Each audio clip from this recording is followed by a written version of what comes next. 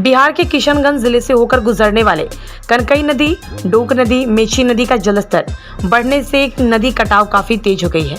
वहीं नदी कटाव से किसानों के हजारों एकड़ जमीन अब तक नदी में विलीन हो गई है। ठाकुरगंज प्रखंड के खारूदह पंचायत के दर्जनों गांव मेची नदी के कटाव से प्रभावित है। वहीं स्थानीय ग्रामीणों का कहना है कि ऐसी ही स्थिति रही तो बहुत जल्द प्राथमिक विद्यालय, ठिका बस्ती और एक मस्जिद नदी कटकर विलीन हो सकते हैं। नदी का कटान तो ऐसा है कि तकरीबन जब फ्लड आता है तो मिनट में कम से कम 5 फीट 10 फीट कटता है। और अभी जितना कटा है ये 2 फ्लड में कम से कम 50 फीट फ्लड कट चुका है। हम ये चाहते सरकार से कि अभी रोकथाम के लिए कुछ ना कुछ साधन किया जाए, नहीं तो बगल में गांव है, 4-5 गांव में स्कूल है, प्लस मदरसा भी है और मस्जिद भी है। अगर इसका कुछ सुविधा नहीं किया गया तो कुछ पता नहीं है कब कट जाए और कब आ जाए नदी के चपेटे में। तो ये राय देना चाहते हैं कि इसमें बच्चों को बहुत खतरा है। सबसे मेन है कि हम लोग अगर चले आते हैं तो बच्चा सबको चला आता है नदी की तरफ, बाद में सुनते हैं अभिभावक से। यही है।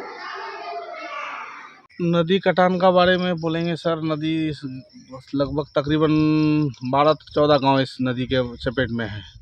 करवामणि से लेकर गोगरिया, चपल घाटी, ठिका बस्ती, बारामनी चले जाइए, चांदमनी, बस्ता, खोला बस्ती, ये सभी गांव इस नदी के चपेट में है। इमरजेंसी में आपदा दे, अगर वही बांस उसका बम्बू उम्बू लगा दे तो कटान रुक सकता है।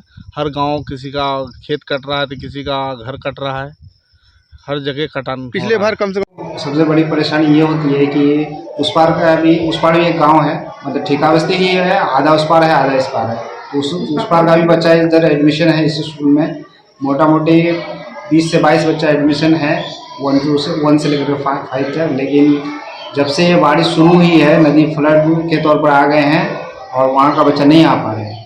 ये एक साधन है, छोटी सी नाव है जिसका मतलब कोई ठिकाना भी नहीं कि कौन चलाता है नहीं चलाता है, ना घटवाड़ है, कब क्या हो जाए कहना मुश्किल है, जिसके कारण गार्जियन लोग बच्चों को नहीं भेज पा रहे हैं।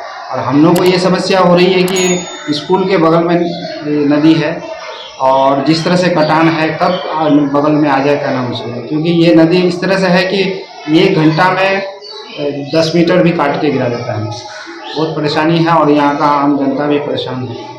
वर्तमान में हम यही कहना चाहेंगे कि सरकार को इसका ठोस निर्णय लेना चाहिए आगे जाकर के, और इसका रोकथाम तो अभी फ़िलहाल जो टेम्पररी होता है बांस उसका साधन करके या जैसे भी हो इस कटान को तब तक वर्तमान के लिए रोकना चाहिए।